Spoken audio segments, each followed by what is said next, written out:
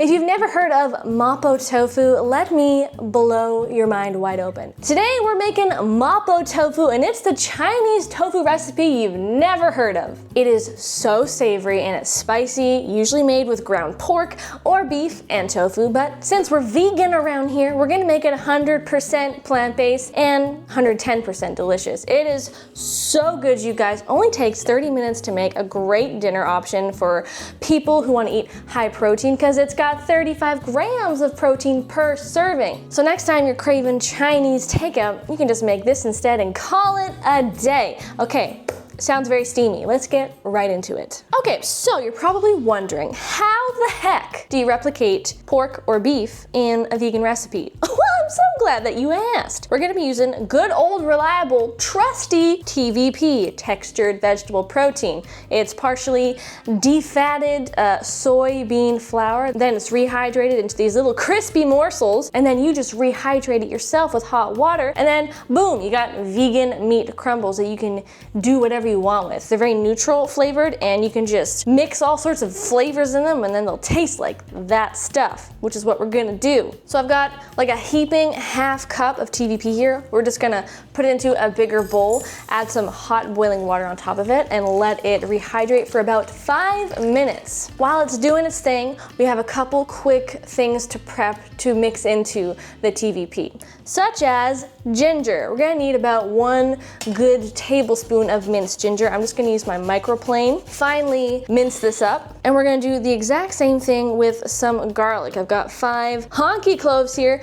We're gonna be using that in the next step. So mince them up or use your microplaner. And then what we're gonna do is we're going to just drain the water off from the soaking TVP, put it back in the bowl, and then we're just gonna mix in a couple things into the TVP to flavor it, season it, make it taste delicious. We're gonna take our minced ginger, put it in the bowl. We're gonna add a tablespoon of this stuff. This is called Shaoxing cooking wine, and it's basically seasoned cooking wine. It's salty and it's delicious, and it's, you know, kind of got that funky fermenty flavor that's gonna make this taste good. Then we're gonna add 2 teaspoons of some soy sauce, just like a regular soy sauce. I love this stuff from Bragg. It's gluten-free. If you don't have this and you're gluten-free, you can just use tamari. And then give it all a good mixy-mixy. And then we're just gonna take this party over to the stove. So grab yourself a large, flat-bottomed frying pan, skillet, what have you. We're gonna heat up 1 tablespoon of a neutral oil until it's hot and shimmery. And then when it's hot, you're gonna add in those 5 cloves of minced garlic. We're just going to let them saute away for like 1 minute, literally, just 1 minute, until they're a little bit fragrant.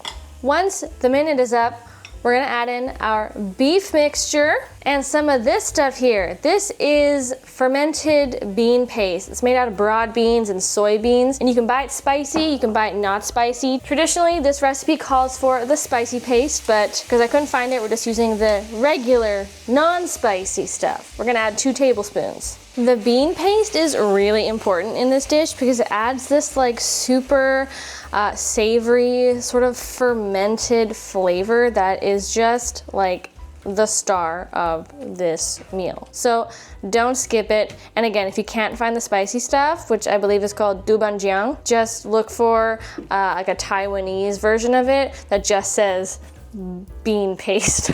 So we're just going to let this TVP mixture here cook over medium heat for about 4 to 5 minutes, just until some of the liquid has absorbed. And then while the TVP cooks away, we're gonna take 1 block of silken tofu. It's about 14 to 16 ounces. And we're just going to slice it across like this. That is so satisfying. Then we're just going to cut it into like 1-inch cubes. They really don't have to be pretty or that precise. And then we've got 2 green onions here that we're just going to chop up. This is going to go in near the end of the cooking. Okay, one of the other ingredients I wanted to mention while the TVP finishes cooking is this. These are Szechuan peppercorns. Very beautiful, kind of a purplish cherry-ish colored peppercorn situation, and they're very important and one of the main ingredients in Mapo Tofu. If you're not familiar with Szechuan peppercorns, they kind of give off this very interesting numbing, tingly effect in the mouth and on the tongue. It's crazy, and if you know, you know. It kind of like allows you to eat spicier food because it kind of like numbs your tongue a bit. It's wild, it tastes really good, it's a little bit spicy, and it's just like something you must include in Mapo Tofu. But if you simply cannot get your hands on Szechuan peppercorns, fear not, you can still use the same amount of black pepper.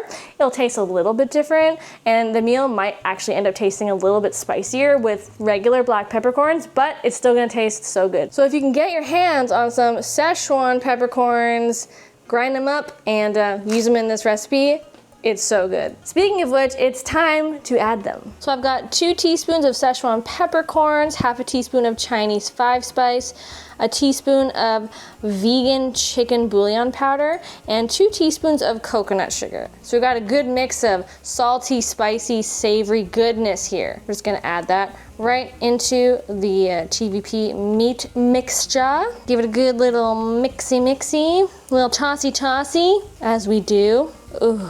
The smell is ridiculous, you guys. Next, we're gonna add 2 teaspoons of our dark soy sauce. Sorry, I meant 1 teaspoon. Plus 2 teaspoons of some chili oil. If you are pretty sensitive to heat, you can always just use less, which is what I usually end up doing. Then we're gonna add 1 cup of vegan chicken broth. It's basically just that vegan chicken bouillon powder that I just used, mixed in a cup of water. Now, you can just give it all a good stir. We've got ourselves a nice saucy situation going on here. The color, it is rich.